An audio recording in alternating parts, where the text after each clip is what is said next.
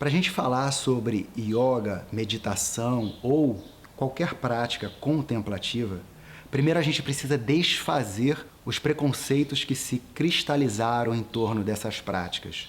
Qual é a finalidade dessas práticas? Para isso a gente pode recorrer ao Yoga Sutra, ao Dhammapada, que é o discurso mais importante de Buda, ou ao Bhagavad Gita. Então, no Yoga Sutra, Patanjali, quando ele vai descrever o yoga, ele fala sobre a relação entre você e a sua própria mente.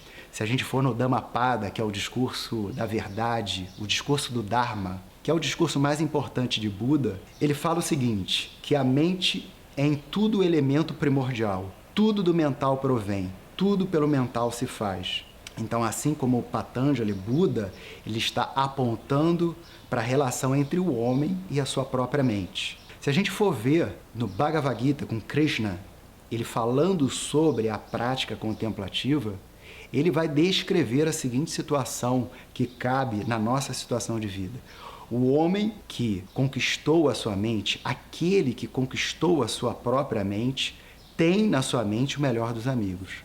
Mas aquele que fracassou nesse empreendimento, a sua mente continua sendo o seu maior inimigo. Então a gente vê que, a partir dessas três fontes, que o objetivo dessas práticas é mostrar como a nossa mente funciona, como ela interfere na nossa vida, nos nossos relacionamentos. Porque o que eles sacaram, o que esses caras sacaram, é um engano que a gente comete até hoje. A gente acredita que a nossa vida ela é determinada na nossa relação com o mundo lá fora. Da maneira como eu lido com o mundo lá fora, eu defino a minha vida. Mas isso é um engano. A maneira como você se relaciona com a sua própria mente define os seus pensamentos, as suas palavras, o seu comportamento, e isso define a sua vida. Então, o mais importante é a gente dar um passo atrás e compreender como a nossa mente funciona. Mas aí a gente tem um problema, porque metade do conhecimento sobre a mente humana, ele cabe na linguagem e na mente racional. Mas a outra metade do conhecimento sobre a mente humana, ele não cabe. Ele é do campo da percepção, da vivência sensorial. Na primeira parte, a gente já tem muitas pessoas falando sobre a parte racional da mente, como usar o pensamento. A gente tem Jack Canfield, a gente tem Napoleon Hill, a gente tem Louise Hay e vários outros que falam bem sobre esse assunto. E do outro lado da mente, que não cabe na linguagem, a gente tem as religiões, o budismo, o taoísmo, o yoga.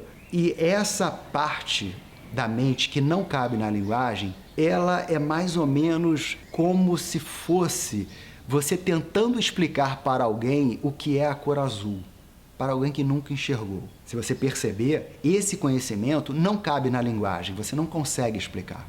Ele é do campo da percepção e da mente que sente, das suas sensações. Por exemplo, se você fosse explicar para alguém qual é o sabor da maçã, para alguém que nunca comeu. Então, essa parte do conhecimento da sua própria mente, você tem que ser conduzido para conhecer.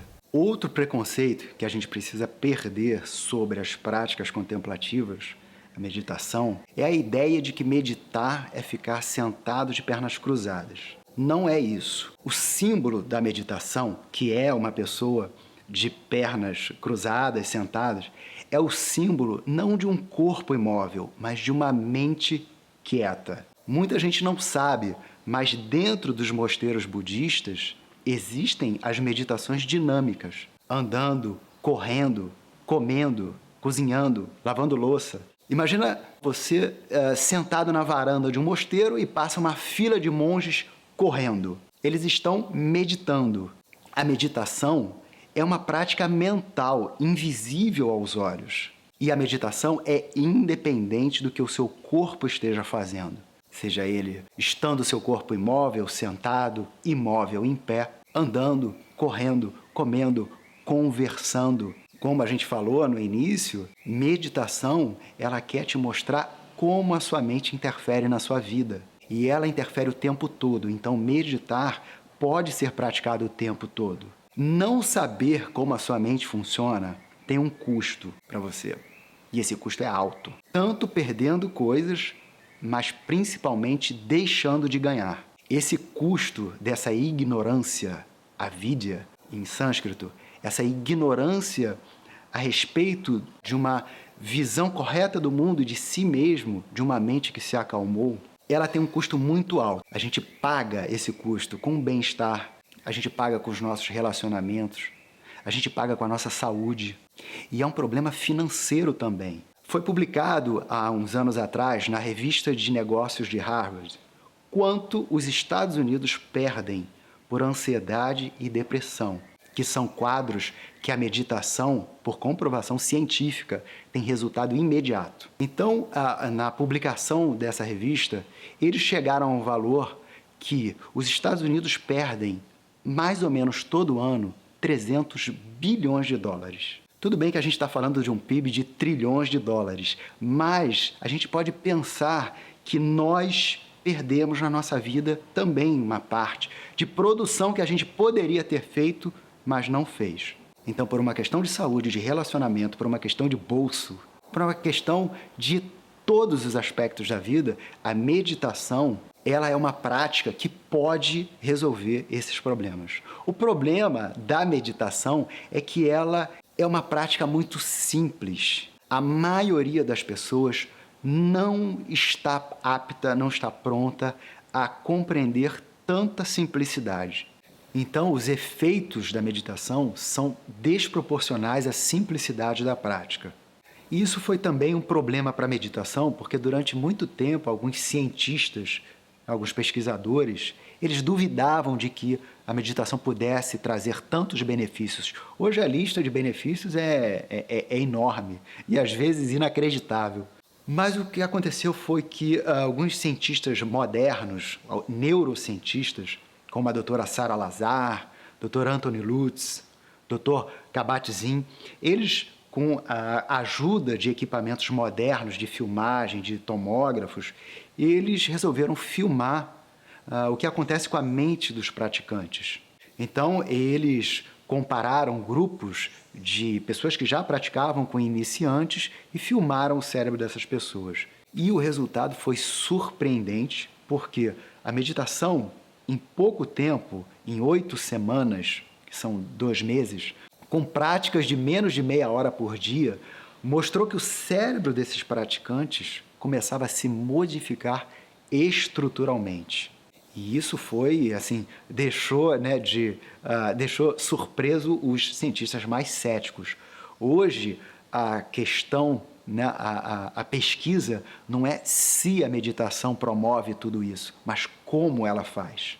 Então, a gente está vivendo num momento crucial da humanidade, a humanidade está precisando de soluções, porque todo esse processo de conhecer a própria mente, o pensamento, essa função de controle do conhecimento e da mente racional, em contrapartida com essa mente sensorial, silenciosa da meditação e das práticas contemplativas, ela chegou a um ponto importante e crucial para a humanidade por causa da internet e das redes sociais. Em 1980 e 1990, com o advento da internet, essa capacidade do ser humano de memorizar e de pensar, de manipular informações, cresceu muito, porque hoje, além da nossa memória pessoal, a gente tem a memória do Google. E além da nossa capacidade de processar informações, a gente tem os processadores e os computadores. Isso é ótimo para o nosso lado técnico e de conhecimento, mas não foi muito bacana para o nosso lado mais humano, esse lado da sensibilidade. E com a ajuda das redes sociais também, esse problema do pensamento, do excesso de pensamento, do fluxo de pensamentos incessantes, tomou uma proporção muito grande, levando a humanidade a um quadro de ansiedade e depressão. Hoje, a Organização Mundial da Saúde sabe disso, vai ser a maior doença da humanidade, maior causa de mortes, maior causa de pessoas improdutivas.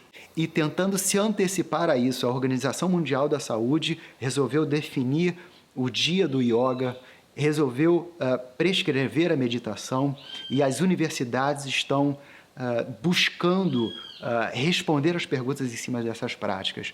Hoje, nesse momento, a gente está vivendo essa situação, esse momento crítico em que nós estamos no limiar entre a nossa liberação pessoal do yoga e da meditação ou cair nos transtornos da ansiedade, da síndrome do pânico, da depressão. Hoje, mais do que nunca, a gente precisa entender e praticar tanto yoga quanto meditação e todas as práticas contemplativas para a gente resgatar o nosso lado mais humano, resgatar nossos relacionamentos, poder ter uma vida de bem-estar, uma vida de felicidade, uma vida saudável e ter tanto uma mente quieta, disponível, quanto um corpo forte e saudável para uma vida tanto feliz quanto produtiva.